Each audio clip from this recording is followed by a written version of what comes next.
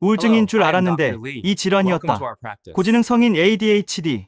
머리가 좋아서 발견되지 않은 성인 ADHD. 고지능 성인 ADHD 들어보셨나요? 오늘은 정말 중요한 이야기를 해드리려고 하는데요. 혹시 이런 경험 있으신가요? 50세 김민석 씨의 실제 이야기를 먼저 들려드릴게요. 평생 성실하게 살아온 김민석 씨는 최근에 뭔가 이상한 변화를 느끼기 시작했다고 해요. 책을 읽다가도 집중이 안 되고 멍하니 있는 시간이 늘어났다고 하더라고요. 그래서 예전엔 이렇지 않았는데 하면서 자꾸 자책하게 되었다고 해요. 가족들은 나이 들면 그런 거야 라고 했지만 김 씨는 뭔가 다르다는 느낌이 계속 들었어요. 그래서 병원에 가서 우울증 진단을 받고 약도 먹어봤는데 별로 나아지지 않았다고 해요. 그런데 우연히 성인 ADHD에 대해 알게 되었는데 정말 깜짝 놀랐다고 하더라고요. 이런 분들이 의외로 정말 많으세요. 그래서 오늘은 우울증으로 오해받기 쉬운 고지능 성인 ADHD에 대해서 자세히 알아보려고 해요. 특히 성인이 되어서야 뒤늦게 발견되는 경우가 많거든요. 이걸 어떻게 구별할 수 있는지, 그리고 치료법은 어떤 게 있는지까지 상세히 말씀드릴게요. 1부, 고지능 성인 ADHD란? 먼저 ADHD에 대한 오해부터 풀어보려고 해요. 많은 분들이 ADHD 하면 산만한 아이들 병이라고 생각하시는데 이건 정말 큰 오해예요. 통계를 보면요, 성인 ADHD 유병률이 전 세계적으로 약 2.5%나 되거든요. 그런데 이 중에서 60% 이상이 성인이 되어서야 진단을 받는다고 해요. 특히 고지능자의 경우에는 80% 이상이 성인기에 들어서야 발견된다고 하니까 정말 놀라운 수치죠. 그럼 고지능 성인 ADHD는 어떤 특징이 있을까요? 먼저 어릴 때 발견되지 않은 이유를 보면요, 똑똑해서 학교 성적은 괜찮았거든요. 그리고 나름의 보상 전략을 개발해서 버텨왔어요. 부모나 교사들도 조금 산만하긴 하지만 머리는 좋구나 이렇게 넘어갔던 경우가 많죠. 그런데 성인기에 들어서면서 이게 드러나기 시작해요. 왜냐하면 사회적 책임이랑 업무 복잡도가 증가하잖아요. 그리고 은퇴 후에는 부조화된 환경이 사라지게 되고요. 나이가 들면서 보상 능력도 떨어지게 되거든요. 실제 사례를 하나 들어드릴게요. 한 대학 교수님의 경우인데요. 평생 연구에 몰두하면서 살아오셨어요. 그런데 은퇴 후에 갑자기 일상 관리가 안 되기 시작한 거예요. 집중력도 떨어지고 약속도 자주 깜빡하고 가족들은 치매 초기 증상인가 걱정했는데 알고 보니 ADHD였던 거죠. 이걸 뇌과학적으로 설명해드리면요, ADHD는 뇌의 전전두피질과 기저핵 부분의 도파민 시스템에 이상이 생겨서 발생하거든요. 쉽게 말하면 뇌의 실행 기능에 문제가 있는 거예요. 실행 기능이라는 게 뭐냐면 계획 세우기, 우선순위 정하기, 집중 유지하기, 감정 조절하기 이런 것들이거든요. 나이가 들수록 이런 기능들이 더 중요해지는데 ADHD가 있으면 더욱 어려워지는 거죠. 2부, 우울증과 고지능 성인 ADHD의 비슷한 점과 다른 점. 그럼 이제 우울증과 ADHD가 왜 헷갈리는지 알아볼게요. 먼저 비슷한 증상들부터 보면요, 집중력 저하가 대표적이에요. 우울증 환자는 의욕이 없어서 집중이 안 되라고 하시고 ADHD 환자는 집중하려고 해도 자꾸 딴 생각이 나라고 하거든요. 피로감과 무기력도 비슷해요. 우울증은 전반적인 에너지가 저하되는 거고 ADHD는 과도한 정신적 노력 때문에 피로해지는 거예요. 자존감 저하도 공통점이에요. 우울증 환자는 나는 쓸모없는 사람이야 라고 하시고 ADHD 환자는 왜 이런 간단한 것도 못하지? 라고 하시거든요. 수면 문제도 둘 다 있어요. 잠들기 어렵고 수면의 질이 떨어지는 것도 비슷하고요. 그럼 결정적인 차이점은 뭘까요? 첫 번째로 증상 발현 시기가 달라요. 우울증은 특정 시점부터 증상이 시작되거든요. 보통 스트레스 상황 후에 나타나죠.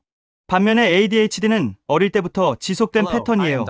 다만 뒤늦게 인식하게 되는 거죠. 두 번째로 관심 분야에서의 집중이 달라요.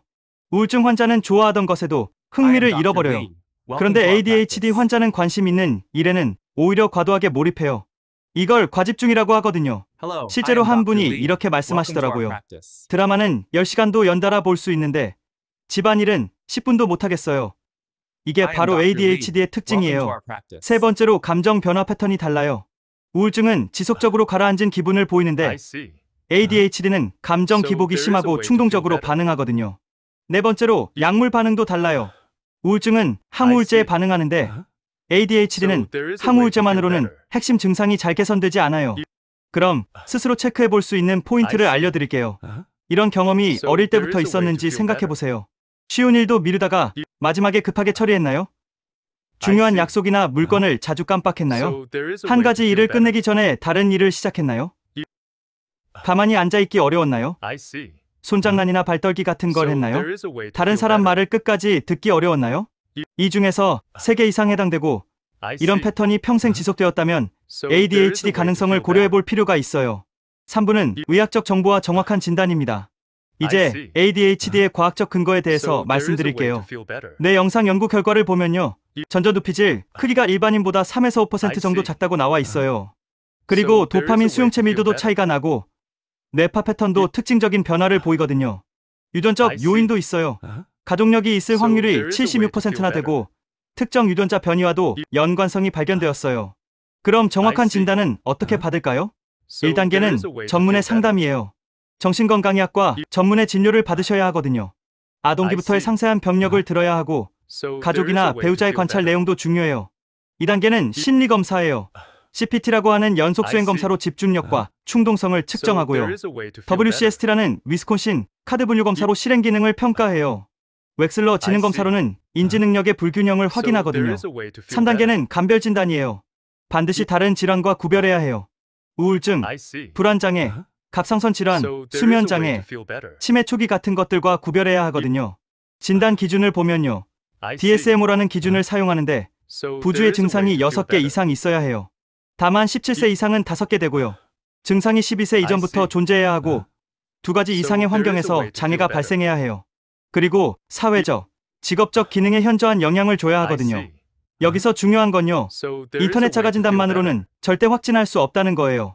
반드시 전문의와 상담하셔야 해요. 4부는 치료법입니다. 생활관리부터 전문 치료까지. 치료법에 대해서 알아볼게요. 1단계부터 차근차근 설명드릴게요. 먼저 약물 없이도 할 수 있는 생활 속 관리법부터 보겠어요. 환경을 조성하는 게 중요해요. 정리정돈을 할 때는 물건마다 고정 위치를 정해두세요. 시각적 단서를 활용해서 중요한 일은 눈에 보이는 곳에 메모해두고요. 집중할 때는 소음을 차단해서 조용한 환경을 만드는 게 좋아요. 시간 관리 전략도 있어요. 포모도로 기법이라고 해서 25분 집중하고 5분 휴식하는 방법이 있고요. 타이머를 활용해서 예상보다 오래 걸리는 일들의 시간을 재어보세요. 할 일을 정할 때는 중요도와 긴급도로 우선순위를 분류하는 게 도움이 돼요. 신체 활동도 중요해요. 유산소 운동을 주 3회 이상 30분씩 하시고요. 요가나 명상으로 마음챙김 훈련을 해보세요. 규칙적인 수면도 중요한데 같은 시간에 자고 일어나는 게 좋아요. 식이 관리도 해볼 수 있어요. 오메가3가 풍부한 생선을 드시고 가공식품이나 설탕은 줄이세요. 규칙적인 식사 시간을 지키는 것도 도움이 돼요. 2단계는 전문적 치료예요. 약물 치료를 보면요. 자극제로는 메틸페니데이트가 있어요. 콘서타나 메디키넷 같은 약물들이거든요. 효과는 집중력 향상과 충동성 감소인데 부작용으로는 식욕부진이나 불면 같은 게 있어요. 비자극제로는 아토목세틴이 있어요. 스트라테라라는 약물인데 심혈관 부작용이 적어서 중년 이후에게도 적합해요. 다만 효과가 나타나는데 4주에서 6주 정도 걸려요. 중년 이상은 심혈관 검사를 받고 나서 신중히 처방받으셔야 해요. 인지행동 치료도 있어요. 부정적 사고 패턴을 교정하고 실행기능 향상 훈련을 해요. 시간 관리나 계획 세우기 연습도 하거든요. 가족 상담도 중요해요. 가족의 이해와 협조가 정말 중요하거든요. 효과적인 의사소통 방법도 배워야 하고요. 3단계는 지속적 관리예요. 정기 검진을 3개월, 6개월마다 받으셔야 해요. 전문의와 상담해서 약물 효과와 부작용을 점검하고 인지기능 변화도 모니터링해야 하거든요. 동반 질환 관리도 중요해요. 우울증이나 불안장애가 함께 오는 경우가 많고 고혈압이나 당뇨 같은 만성질환과의 상호작용도 주의해야 해요. 오늘 우울증으로 오해받기 쉬운 고지능 성인 ADHD에 대해서 자세히 알아봤는데요. 핵심 포인트를 정리해드리면요. 첫째로 평생 지속된 패턴이라면 ADHD 가능성을 고려해보세요. 둘째로 관심 있는 일에는 과집중하는 특징이 있어요. 셋째로 반드시 전문의의 정확한 진단이 필요해요. 넷째로 생활관리와 전문치료를 병행하는 게 효과적이에요. 마지막으로 격려의 말씀을 드리고 싶어요. 늦었다고 생각하지 마세요. 정확한 진단과 적절한 치료로 삶의 질이 크게 향상될 수 있거든요. 나이와 상관없이 건강한 삶을 위한 첫걸음을 내딛어 보세요. 도움이 되셨다면 구독과 좋아요 부탁드려요.